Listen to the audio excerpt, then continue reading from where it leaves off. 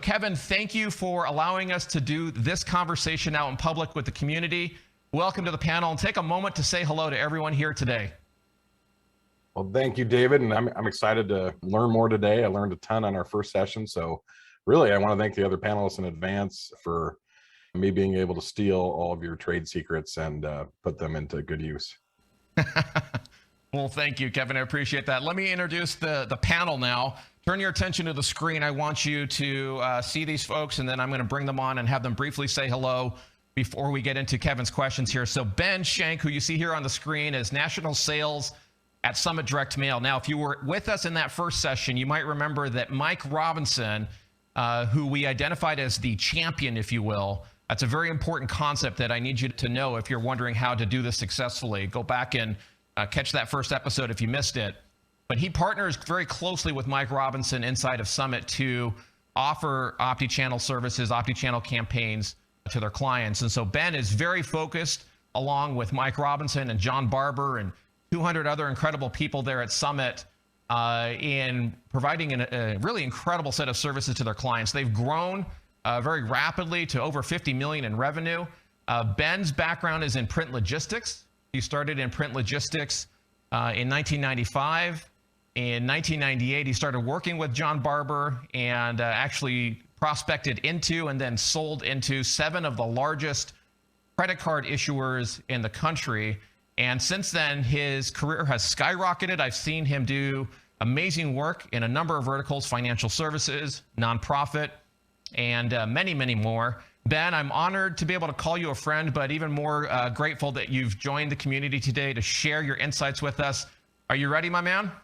Oh, I am ready. Absolutely. Everybody, I'm looking forward to visiting with you today. It's definitely been an exciting ride with Dave. Been working with him ever since I joined Summit. That was my first introduction to him. More than anything, OptiChannel is a big center at our company. He mentioned Mike Robinson, who's our product owner, which is really important to our company as we use OptiChannel. And I'm kind of like everyone else here. I'm excited to learn and share, collaborate, because OptiChannel has just definitely been a big part of what I do with every single client in some capacity. Thank you, Ben. I appreciate you being here, and I can't wait to get into your responses here in a moment. Folks, if you look at the screen, Shanna is the second panelist today. She's vice president at Pixa Creative. I've known Shanna probably 13, 14 years now, maybe since around 2008, 2009. At that time, she started and ran a company called 7 Bridges Marketing based in Tulsa, Oklahoma. And they specialized in working with PSPs and MSPs across the United States for a number of years. Earlier this year, however, she merged her company with Pixa, run by another friend, Ted Raymond. Some of you may know Ted. And so 7 Bridges and Pixa and Ted's company merged, and they are now known as Pixa. And so they have been working to provide an amazing set of services to their clients. They kind of lead as an agency, but use print heavily in order to meet the needs and demands of their clients. I know they have a vertical focus in education, healthcare, financial. They work with many printers as well. And so, Shanna, thank you for being here this morning. Thank you for not only giving your help to Kevin, but also being willing to be vulnerable and give us these answers in public. How are you this morning? Good. Hello, everyone. Excited to be here. Always excited to be part of the MindFire team and any education. So, Kevin, I think this is awesome what you're doing here and some of the questions. And hopefully you can learn from some of our mistakes, because I've made quite a few. So good for you. That's good to admit. And I'm sure that's always helpful to everyone. Last and certainly not least is Andrew Edinger, who is the CEO of the Best Postcards. They specialize in meeting the needs of home services companies. So these are HVAC, electrical, plumbing, roofing, doors, windows, you name it, servicing over 700 clients in the United States, rapidly growing print company. What's interesting about Andrew is last month or the month before, he and his wife actually moved to Costa Rica. So he's running his rapidly growing organization from Costa Rica. And things are going very, very well for them. It hasn't always been that way. Andrew's got an interesting story. When he was in his mid-20s, he was a senior vice president at Morgan Stanley, had $100 million under management. And I know Andrew's story. He tells me, look, I thought I was a genius. I fell into a gluttonous lifestyle, too much partying, too many drugs, too many mistakes. And when 2008 came, his world fell apart. And so in a span of a few months, he went from being a millionaire and to being homeless, essentially. couch surfing, trying to piece his life back together. But thankfully, since that time, he's reinvented himself, rediscovered his passions, started the best postcards with an amazing team.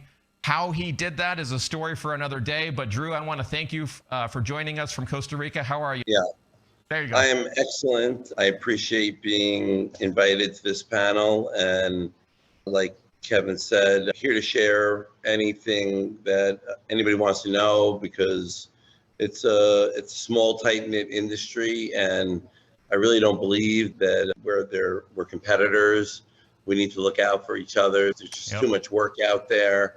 I really don't remember ever going up against any of the big companies and quotes or anything like that. So anything that I can add or help or anything that's worked for me that I can share, I'm happy to. It's not proprietary. People get it in the mail.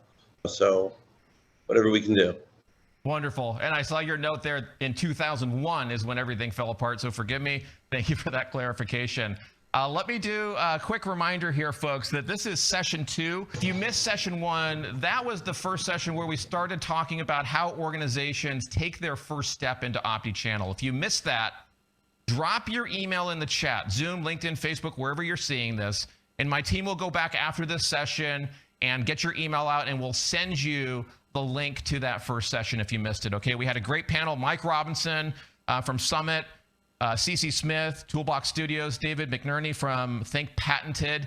And so if you want that, drop your email address there into the chat. We'll get that over to you. Today is the second in this series, and then there is a third coming up around the corner that we'll tell you about here in just a second. So with that, I'm going to go ahead and try to shut up here.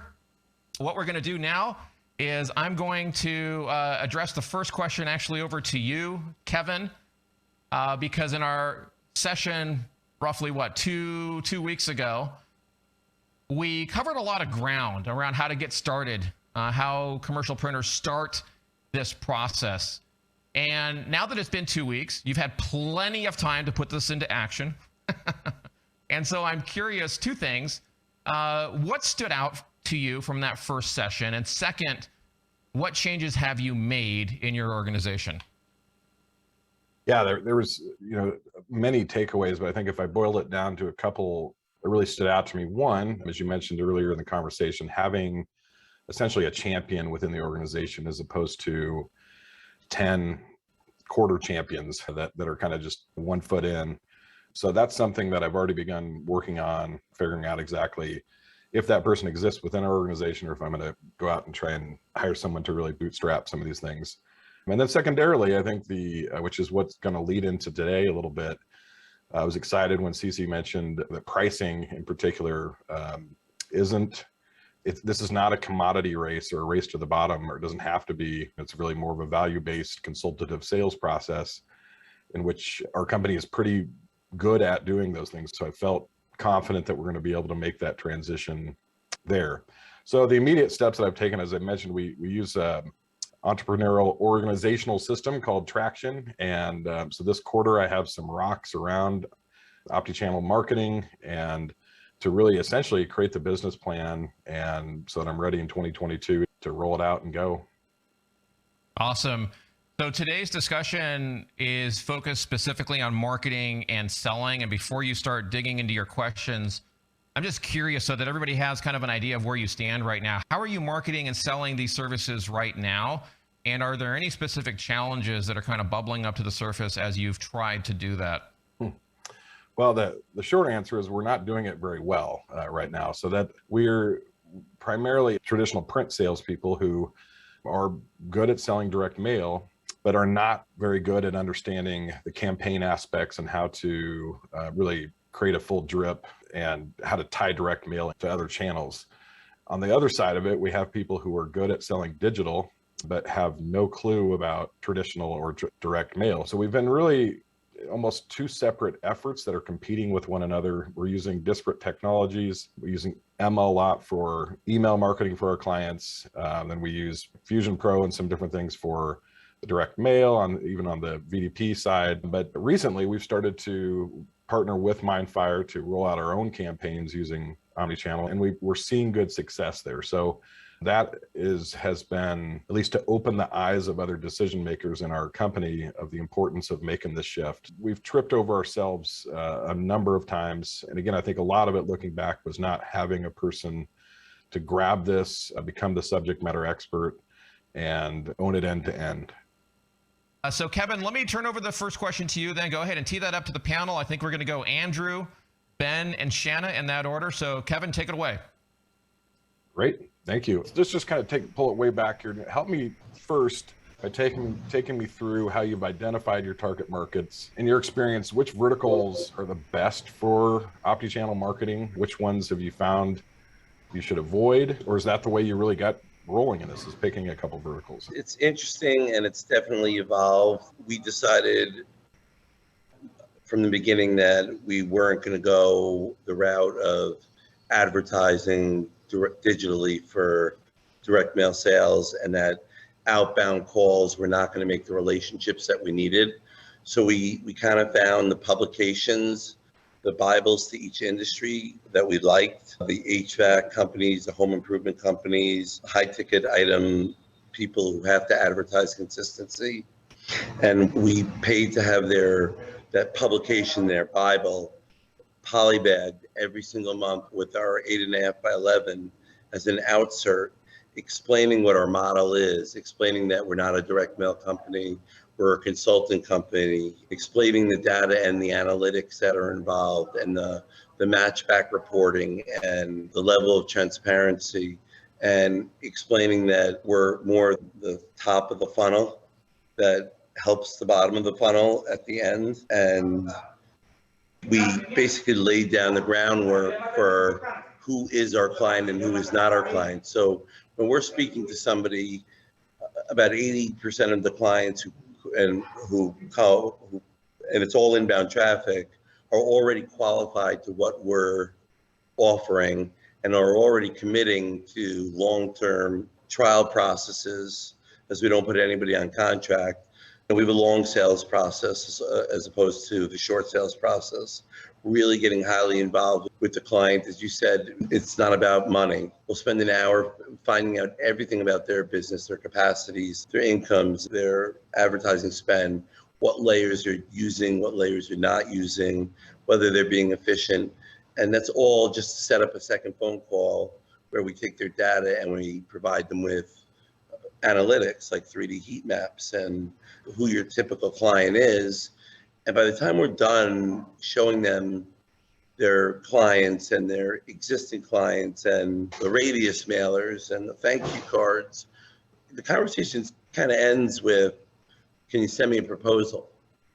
It doesn't, pricing never comes up because we've already differentiated ourselves, because we want you to be with us, but we don't want to chase someone down. We don't want to care more about their business than they do. So Andrew, let me jump in real quick right there, folks, for everybody who's wondering if what Andrew's saying is actually true. It is. I have had the honor, Andrew invited me on a couple of his sales calls, and I know we're jumping a little ahead into the sales process here, but in fact, what he says, I heard on every single one of the calls. As they go through this process, Kevin, of not only selecting the market, picking the Bibles in the industry as a way to market to that segment, and then taking them through the sales process that Andrew started to touch on. At the end of that call, at the end of that first call, they're asking for the next step. Andrew, I'll come back to you in a second. Ben, what about you? How did you pick your markets? What insight do you have for Kevin on that? When I got started at Summit, actually, you could only compete on your price when you're a direct mail company and your printer. And so I immediately had to find ways to, how do I beat price? And I had to find how I take the current customer base that Summit Direct Mail had and then start expanding on that and finding clients very similar to what we already had. And we started to prove out success on OptiChannel back then. And our categories were already heavily involved in were financial services, they were nonprofit, they were home services. And so what that gave me opportunity to learn about it. But the things that I can share that I since learned is, as opportunities come up with financial services, you're often selling items that have a very high price point to engage somebody to sign up for a refinance on their home. Or if they're getting an auto warranty, it's a very expensive product. So back to what was mentioned earlier is you have to have an item that has enough money in it. And so there's has to be somebody that can afford a budget in their customer acquisition. And I often throw out numbers like if people talk to me and they say, I want to do a direct mail campaign, I'm like, well, if you got $100 to acquire a customer, if you want to do a solo mail campaign. So I do a lot of customer acquisition.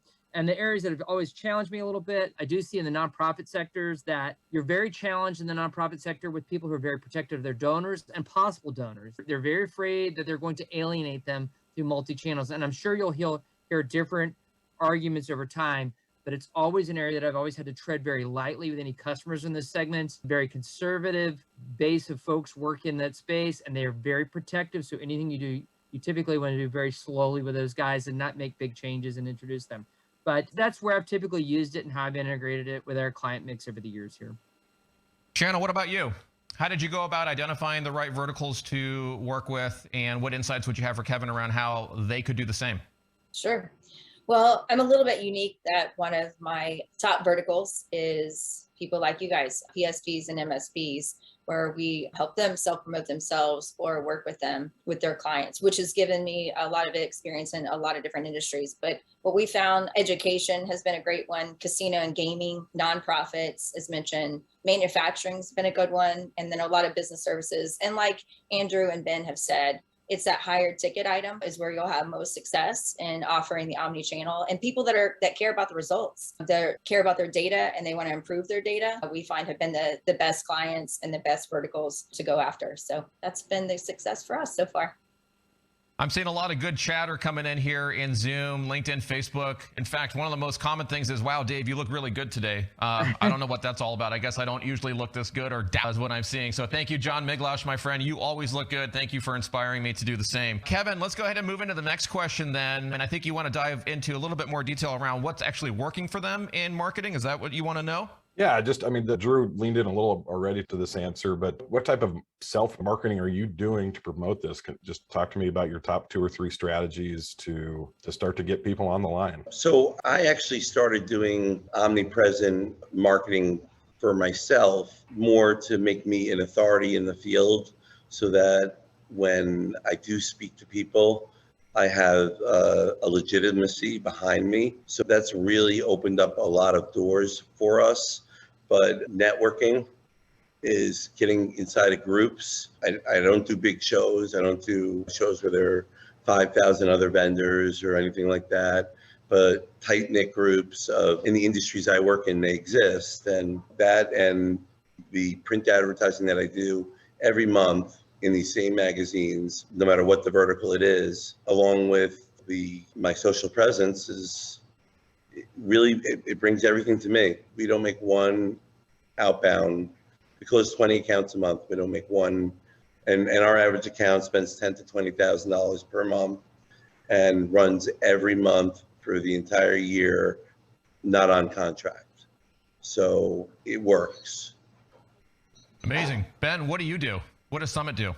Well, I'm kind of old school, and Dave, you've met me, and I've been the slowest person to change to doing more Zoom, doing more webinars, and things that I love what you're doing, Dave. But I'm a guy who really has always built his foundation on a lot of cold calling. I really just absolute cold calls, whether it be from mail pieces I see, exploring opportunities, and really doing the bug them till they buy. That's how I promoted our different touch points, looking for those opportunities, oftentimes using my subject matter expertise that I've already gained over the years in those client bases. Summit, I'm very fortunate in the aspect is that we definitely integrate into some vertical markets using trade shows. We go there, we deep. Dave, I know you've been with me a couple trade shows where people would say, why is Ben here at this trade show? I know we had that conversation about one trade show I went to, and I booked enough business to pay for the show because it was kind of a left field opportunity where people are going, why is a direct mail guy at a show that has more e-commerce than it does people who are coming from a bricks and mortar, mentality or retail or financial services or even nonprofits. So those are the things that I've typically done. And then of course, we're trying to grow our presence out there online, just like everyone else is right now. So Ben, real quick to follow up on that, 2 things I just want to make sure everyone hears, and for Kevin, you as well. What I observed in joining you at those trade shows is those were largely digital exhibitors, right? Most of the exhibitors were digital companies, some form of digital marketing. Absolutely. And you were the only direct mail focused organization there, right? Yeah, absolutely. And it's a little bit harder sale, and it takes a little more time, a little more patience. but you're meeting with people who already spend millions of dollars in the digital space as if it's nothing. They're Yep. spending $10. You talk to a guy and he spends $10 million a month on digital ads going, I thought about doing direct mail. You're going, hey, let me help you. And then you have that natural conversation of how do you marry the elements that they're already doing well with what you're doing. And there's a huge opportunity in that area to do that. And you've got a lot of guys who really grew up on the internet and don't know a thing about, traditional print and direct mail marketing. And so I love putting myself in those places, actually. Kevin, what's cool about this is I think you're hearing a variety of perspectives. Ben saying cold calling, Drew saying it's all inbound. Ben, I'm going to ping you back on one more thing I'd love for you to kind of talk about briefly, and then we'll go to Shanna. So, Ben, you heard Drew kind of talk about how he has positioned himself out in the industry kind of as a thought leader, videos, posts, things like that. What's been your historical view of that? If you could just share, I think you know where I'm going with this because of our conversations. Yeah. Honestly, I was highly critical early on of a lot of folks in the space. And I said, everybody's out here just wasting their time online. They're out here promoting information that may or may not be helpful to people, things of that nature. And I think what I've learned is just like everything else. I can remember going to a PCC meeting a few years ago, Postal Customer Council is what that stands for. And you'd go there, and I went to one, and there was over 100 people in a room. And I thought, this is amazing. All these people here. And they were there to gain valuable content and information. And now my transformation has now changed to this is very powerful what we're doing in these settings, such as this right here, or as they build out vertical markets for groups and put together useful information, people, that the information is going to drive those people now. It's just driving it virtually, much in the same way the PCC did and provided that content. And a great comparison I could give, I could remember going to a session of our local direct marketing association, which is now folded, much like the National DMA Association. And I went to that local session, and there was a dozen people there, and we were all trying to sell each other print. And no one could understand that we were supposed to be presenting information and content, and that's how we were going to engage buyers. And if we weren't doing case studies and sharing content and success stories, we weren't going to get there. And so that's my experience. My experience is today, Dave was right, is what I'm going to say. And the way he's used social media even to engage people that he didn't know in his space.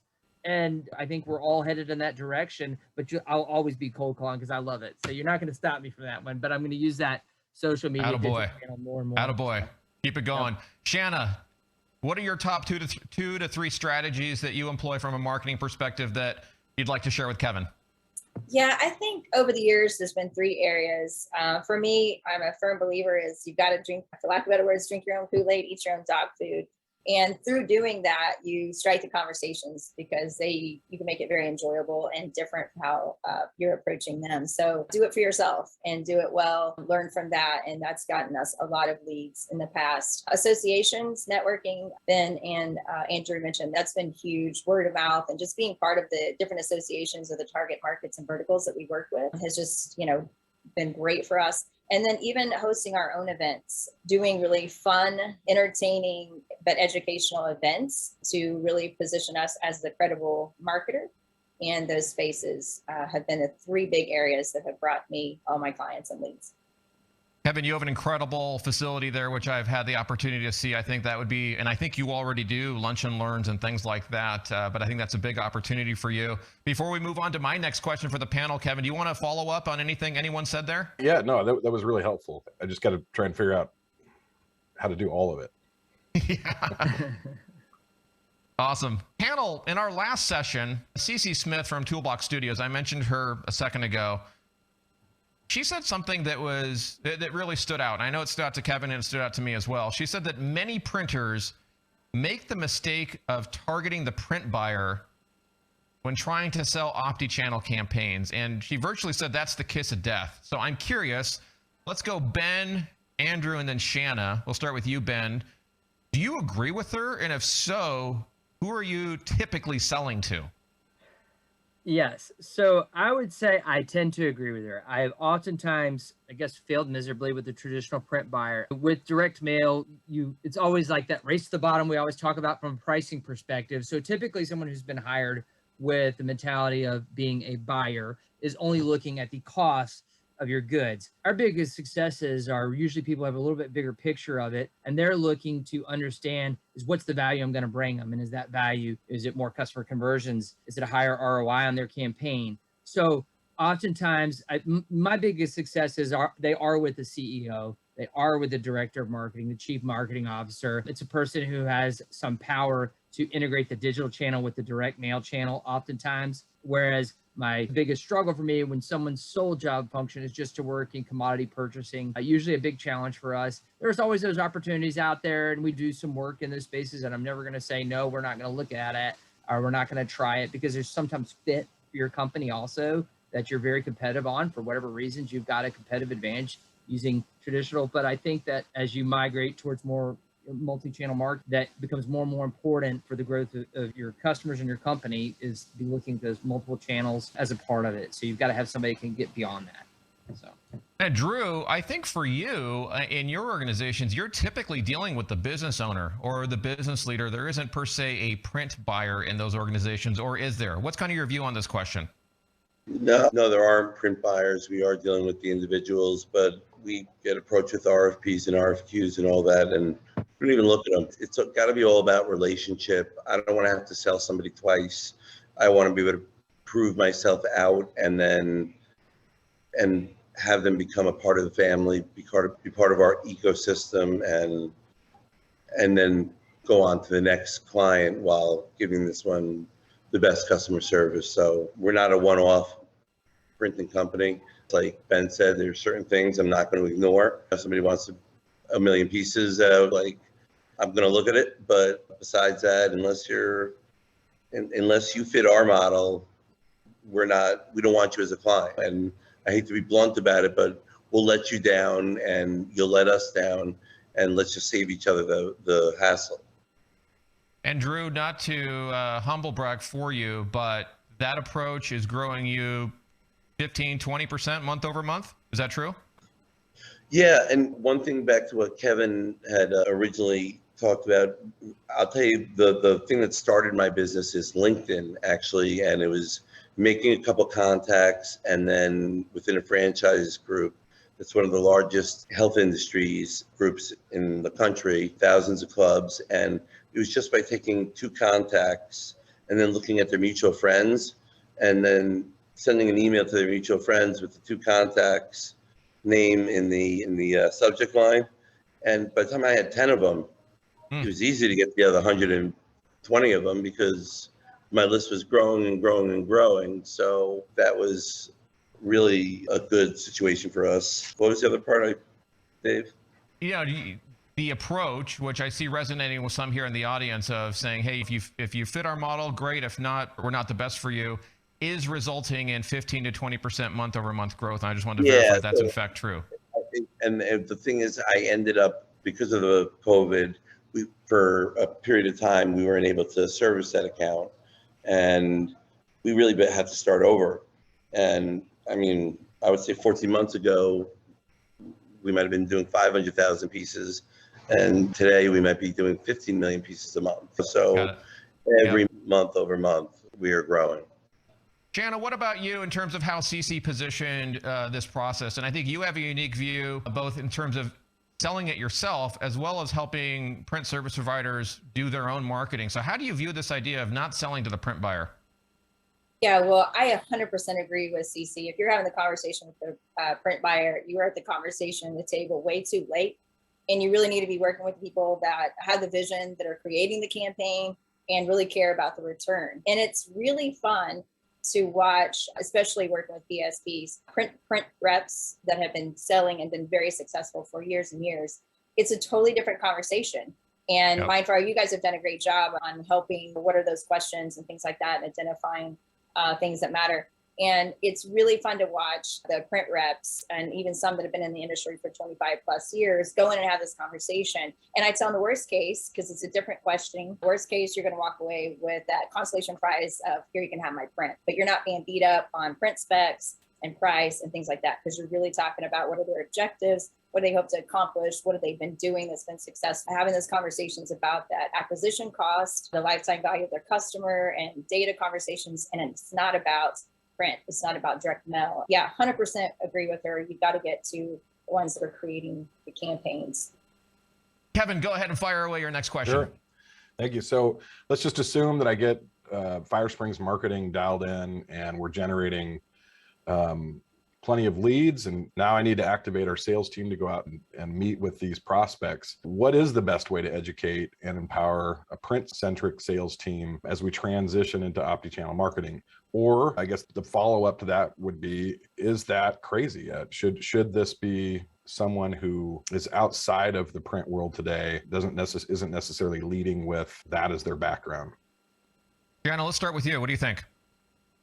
Yeah, it's a great question. And I think the number one thing you need to focus on for print-centric reps, in my opinion, is definitely making sure that you get them the right training on questioning skills. Discovery is huge. Discovery has been the one thing that we've always focused on. And I think what sets us apart time in the discovery, really getting to know that what's given them success, where their failures have been, and not only getting to know them and what they think they're good at to their customers and what they bring to the table. We even go a step further and get to know their customer and how they view them. And it's really interesting to see how sometimes there's a gap between those two and how their message is really not resonating with their customers. So I think getting your team the training such as solutions-based sales training, questioning skills, things of that nature. So, and you bring up a good point, and I've seen it both. I've seen where some organizations, the ones that have been selling the print, can flip and be very successful. And then I've seen some that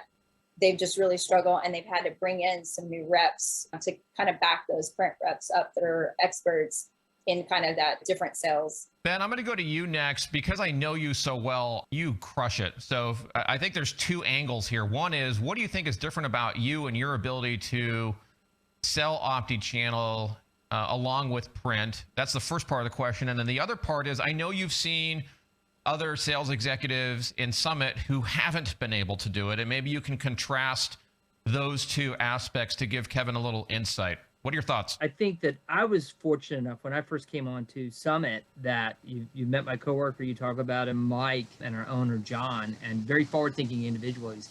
And they hand-delivered me, I hadn't been there 24 months, they hand-delivered me a case study that it may be dumb luck, who knows, but it was something we had a partnership with you guys on. It was original kind of my introduction to OptiChannel. I'm a mail sales guy. I've sold with John before, and I've kind of reconnected with John.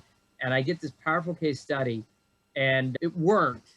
And once we told people it worked, then people, they believed us. And then I took that knowledge base and I took it out to every single vertical market that I could find connected to that type of business that we were doing. And as I did that, obviously, I found that there's this hunger for information. You learn that, like, oh, wait a minute, we've never tried that. Wait a minute, tell me about that. And it's connected to my business, so it does impact me. So if you're talking to that right person, we've already identified the business owner, the chief marketing officer, but then we'll talk about where we've seen people who haven't connected with it. Yeah, absolutely. Some people are very comfortable working in that print-centric world. And that is for some people. And I want to say there is always a room for lots of farmers. I believe in farmers, absolutely. There's hunters and farmers. I always believe there's two types of salespeople. And I do think that this type of information has got to be hunted and pushed a little bit out here to people who could possibly need to know that information about how you can use those channels as you help focus in. That's my experience there. Andrew, how would you reply to this? Have you had to empower a traditionally print-centric sales team there at the Best Postcards, or did you hire a different kind of sales executive? Well, we only do print. We print direct mail not because we don't believe in layers, but we believe in, if we can do one thing great, I'd rather do one thing great than do two things good and maybe hurt my clients. But I'm sure, since there are a lot of print people in here, we've always felt a little intimidated by the digital world because we feel like they're always getting credit for everything and we're being told call tracking. And so we set out on an experiment where we did a holdout test on 1 million pieces of mail, and we held out 10% of the mail, and it was a short event. And at the end of the event, we were to match back anybody who wasn't on the holdout list or the regular list. went by the wayside. And then we were able to match back the people who are on the holdout list and the people who are on the mailed list, and then just take that percentage and multiply it times the control. And these are people who did not think that direct mail worked. And 47% net lift. But we also found the reverse, that when we took an area and we added a digital layer to, when we had an outside company, add a digital layer to it, and we were able to break it up either by carrier routes or by homes or by whatever, that the areas that received both outperformed the areas that received one. So we just try and get away from who gets credit. Like, it doesn't matter who gets credit. It's all together. It's the layers that make the lift. And that's been our toughest fight as a direct mail for 20 years, is trying to get credit. And I think our change in attitude of who gives a shit has really played out well. Sure. Kevin, before I go to my next question here, you want to follow up on anything that anybody said there? Not necessarily. I think that prior to those answers, I think my lean in was going to be, at least the first step was to, again, get this champion and really hope that person would be a company or existing sales team in the room, so that bring the subject matter expert in for these conversations until our sales team is able to speak this language with clients. Ben, I'm going to go back one point deeper here because I have a little extra context on something that I think might be helpful to Kevin. Do you remember our no cap discussion over dinner a few weeks back in terms of how ownership has set up a no cap on commission structures that you and Joe, who was also there at dinner with us, really felt kind of was the fuel in contrast to what other organizations do? Would you mind sharing that with Kevin and the community? Yeah, absolutely. Be glad to share. So essentially, and if I'm in the wrong direction on this, I do remember vaguely our discussion here, but the reality is everyone at Summit Direct Mail as a salesperson is an entrepreneur. If you're not, you're at the wrong place. And so our sales team is made entirely of entrepreneurs. So we all wake up every day as if we own our own business, build our own customers that way. And therefore, our owners typically compensate us in that fashion, as if you're an entrepreneur who can grow their own business, and as opposed to being put into a box. And because of that, we do have a thirst for engaging new channels. Also, that is a big part of this, is that because if I can convert better customers, have more ways to make us profitable as a company, then that creates new opportunities for our management team as well. Yes, you have to have an entrepreneur environment, basically. And I remember specifically you and Joe were telling me that some of the other organizations out there place a cap on commissions, and you were giving your view on that. Tell everyone a little bit about that. I just think that it becomes this defeatist attitude of like, only work so hard and then we're stopping you. And I always say to myself is that I had worked, at some previous employers where they believed that there should be a limit on what you could make. And I think when you work in that kind of environment, that you're could be stunting your own growth as a manager of a company. You're telling your people you don't want them to make more money, but if they're an entrepreneur themselves, they're thinking, well, I want to find ways to help this company grow. If I can find a way to make it more profitable, then that should be part of my compensation. So yes, I'm typically think that ownership can oftentimes gets that wrong, thinking that sales is an expense as opposed to a way that they're going to grow. So. Absolutely. Kevin, I'm going to ask my next question here to Andrew, Ben, and Shanna in that order, because there's something that I hear often from our community, that service providers, folks like those here in the room and the agencies that are here with us, something that comes up often, and that is specifically that their prospect or their client doesn't have a list that they can market to, or the data that the client has is bad. And so starting with you, Andrew, how do you think about how you help your clients target likely prospects? What do you do to help your clients in that scenario? I touched on it before, but it's an all value added proposition where we're going to find out who your existing clients are. We're going to append the information to it, and then we're going to plot your clients out for you. And then you can either do it, find your prospects in a radius of a location, or if there's a certain area, we can find your avatar, which is, I guess, what it's referred to in any location that you're looking to grow in.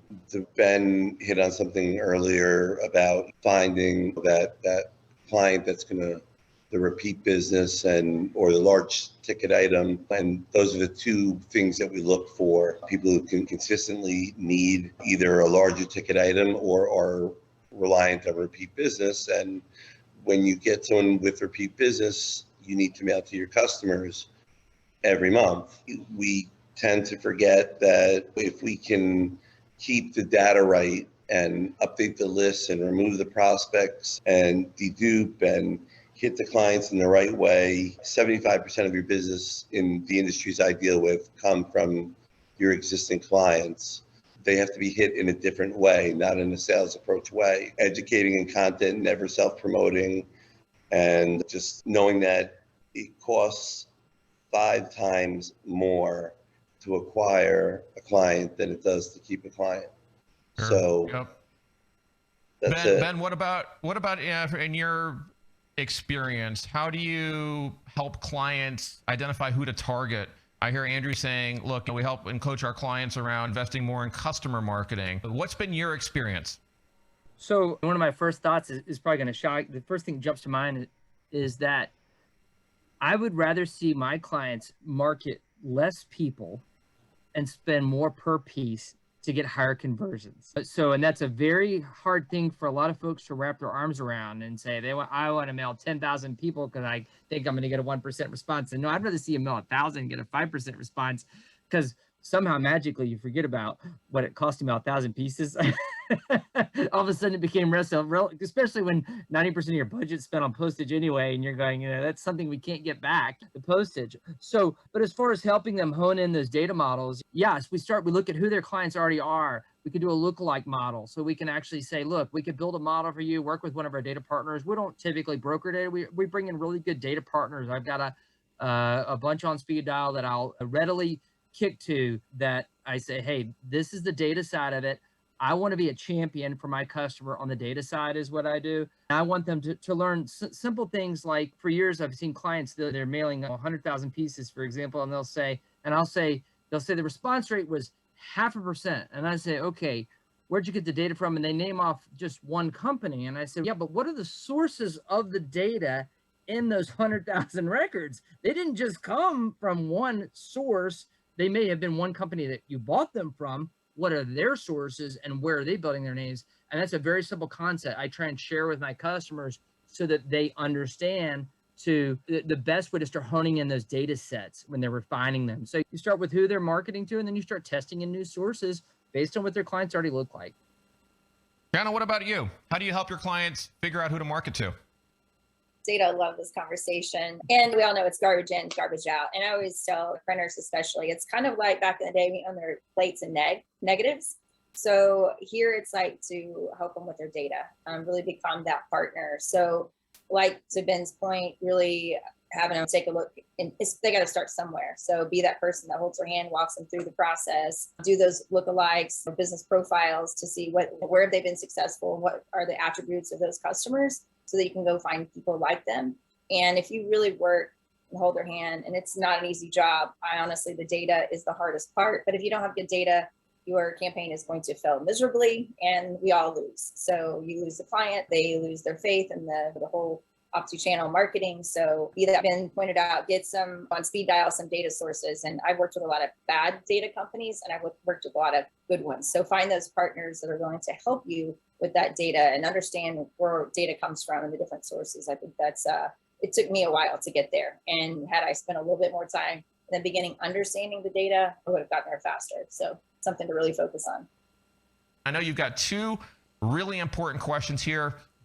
Go ahead, take the next question. Yeah, perfect. Ben, I think Ben already started answering part of this next question, but so kind of going the other approach when we're meeting with clients or that historically have only leaned on email marketing or have evolved to that, what's the approach to converting them to direct mail plus email? Often I hear direct mail is just so much more expensive. You mentioned it, once you layer the postage into it, they're seeing that compared to the 1 cent an email or whatever they're used to sending, and they choke on it a little bit. So how do you combat that? And then secondarily, is there a budget split that you suggest with digital and traditional for these types of campaigns? Shanna, let's start with you. Yeah, so you bring up a good point. Direct mail is more expensive when you add all those things in, but obviously you're at the table having a conversation, and you have to look at what results are they getting with just their email campaign. If they're happy with that, then so be it. But generally, they're not. They need more. And so, if you've had the right conversations about the cost of acquisition, the lifetime value of the customer, you've got to understand that value to them. When you start doing the numbers, direct mail is not that expensive. And really, all the mediums, they all have a place. And I think you've got to really understand the customers, where their customers live. And that's really gets into the budget split on where they're going to spend their money. And the great thing about the OptiChannel is when you start really bringing in the email, the social media, the direct mail, all the digital marketing that's going on, that you can quickly in real time see the results. And that's where you can always make that adjustment and change of where that budget's going to go. So I think you have to have that hard conversation. Are you happy with the results? If not, we need to bring in some of these other ways to communicate. And we all know it takes about on average 8 to 12 touches.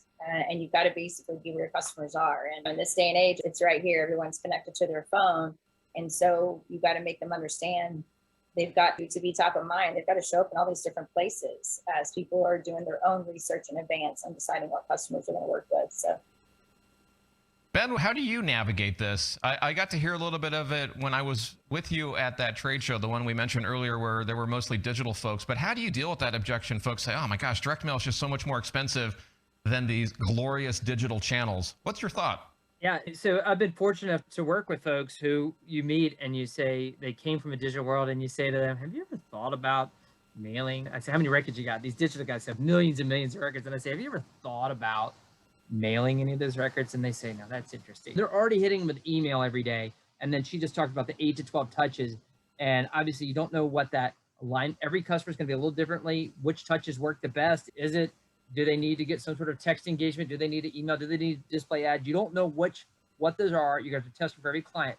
But as far as converting somebody who's historically come from a digital world and you're saying they're used to doing emails, to me, it's always an easy test is saying, let's test an email campaign against a direct mail campaign. Let's use the same data set and see if we can beat that response. Again, it's test. And then Kevin mentioned something earlier as far as regarding, we're talking about budget split. So I completely don't approach it that way. I'm more so approach it, and I know Mike Robinson pitched this the other day and said, hey, we're about test. Budget split becomes something that's a longer term plan to me, a budget split. I don't go approach it with a budget split. I more so approach it and say, let's test it and see, do we have a chance at ROIing this?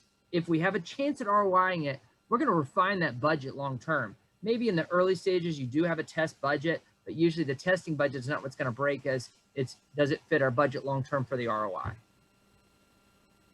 What about you, Drew? How do you handle this when folks say direct mail is just so much more expensive in the face of a digital channel or email? It's not more expensive. It's got a better ROI than all of them, and it's also the layer that offers credence to the bottom of the funnel. That's your first state. That's your introduction to the consumer or to the business owner, where you're putting your best foot forward at the beginning, and that's going to make you memorable. I don't know too many brands that became memorable just on digital. Although I strongly believe in thirds. I'd like to see my clients give me a third of the direct mail, a third into, I'm a big fan of radio, and then a third into their social media, pay-per-click, LSA. But it's not more expensive. And actually, you shared an article with me, and I shared it just back with you, that there was a big study that was just done, and it actually says direct mail outperforms 4 to 1. Yep. So it doesn't, the price point doesn't matter. It matters how much you spend and what kind of returns you get. Kevin, do you have any follow-ups on those on that before you get to your last? Yeah, go ahead. Music to my ears. I think that it's the difference between talking about their investment versus a budget, really, and better understanding how we can deliver the value we can add for their investment in their marketing, as opposed to, again, just a budget line item that your CFO is going to look at. So this is really helpful. I think that gives me more clarity. So then, David, to jump into the last question here, we ready? Yeah, let's do this last one, folks. This is a really important question, and I'm sure there's going to be commentary from the audience here. So let's keep this very interactive. This is a very important question. Kevin, go ahead. Yeah, so our last session, Cece Smith from Toolbox Studios said that all printers make the mistake of pricing these campaigns like they would a print project, which definitely caught my attention. How do you, I guess, or how I was going to say, how would you, but how are you pricing these programs for your clients? Ben, why don't we start with you? Go ahead, Ben. Yeah. So typically how I operate, obviously starting the direct mail production side, yes, we always started with the direct mail price. But what I've learned over time is ultimately my customers are interested in results, that the cost of the digital and the multi-touch marketing pales in comparison to the postage cost or the other costs associated with what we're doing. Ultimately, my customers want to know, what are they going to spend per piece out the door? Which is, I do a lot of your total cost per piece is this. And so when I'm having younger, less mature customers, that's typically how they like to buy. Customers who are more mature will get a different set of rules, obviously, because they've got a lot of nuances they're working within their budgets. But I do as much as I can to create a turnkey package for a lot of folks. What about you, Drew? How do you price it? How do you package up the pricing? All with Ben. We have no upsells. We don't charge for graphics. We don't charge for data and analytics. We'll do your outside work for you as well. So your brand is always consistent. You're doing billboards or all that. You get designated designers. We're not a 9-to-5 business. So we're basically available 24/7 within reason. And that's our value added. And the price of the postcard is kind of like, it just doesn't come into play. We offer enough value that it doesn't make sense to even look at, because we keep 97% of our clients off contract. So if you do that and you add 20 new clients a month, you're going to be okay. How do you guide folks to think about this?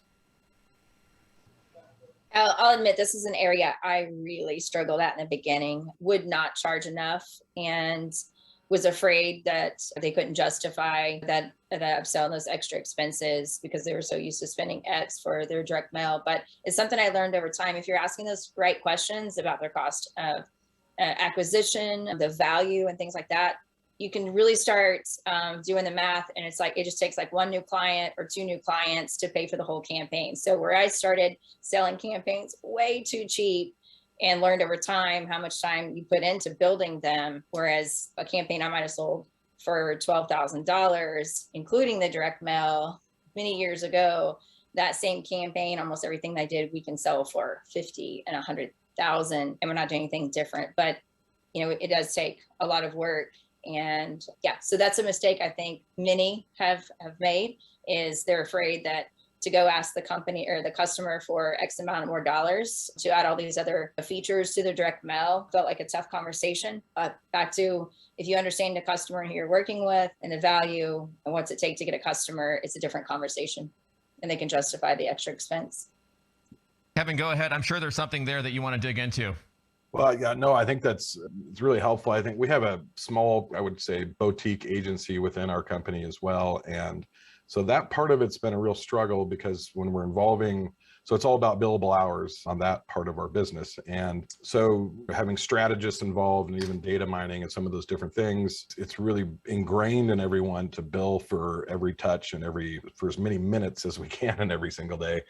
So maybe some type of a blend from where Drew was building in some of those costs and not, essentially saying that these are included in the cost within, and worrying less on certain areas about tracking time and billing for every hour. And again, understanding the value at the end when putting together a price is likely the way to put those together. But if you're still here with us right now, you've got Ben, Shanna, you've got Kevin, you've got Joe Manos, Andrew, you've got a team here of people with probably 100+ years of insight.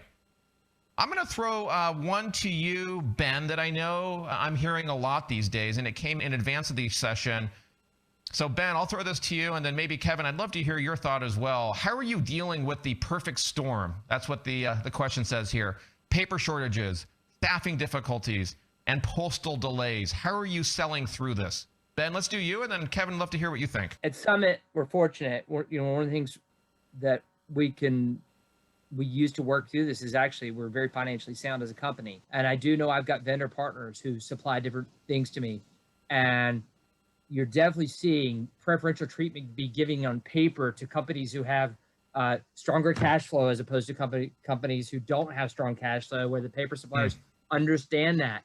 And they know that's going to be something they have to work through, because it trickles down to how it impacts their cash flow when they're selling you paper. And as far as staffing, we actually have an all-out assault on staffing right now ourselves. We have a team. We've done a mailing. We've got 3 people, I think, reaching out to folks every day, trying to hire more people is one of our biggest challenges. So, and then of course, the postal delays, you'll get mixed answers from me because I see mixed results. Some clients we just made a huge shift here in the past couple of weeks. I had some first class I was monitoring, got fantastic. I didn't really see any change here in the past week. Things have gone excellent. On the other hand, I saw some standard mail, which is supposed to not be changed. And I saw some significant delays with standard mail. So we're trying to wrap our arms around that. That's a moving target, I think, to try and identify how is postage, how is the post office going to affect everything that we're all doing. But those are the things that we're doing. We're working ahead. We're planning ahead with our customers on 90-day plans for purchasing. That's another thing we're doing is I've never ordered materials this far out in my career ever. So Jennifer says, bam, I was going to ask this. So I'm glad, Jennifer, I was able to get that question out. Let me hear from you, Kevin. I'm going to ask you this question. The perfect storm, paper shortages, staffing difficulties, postal delays. What's going on? What are you seeing? And how are you selling through it right now?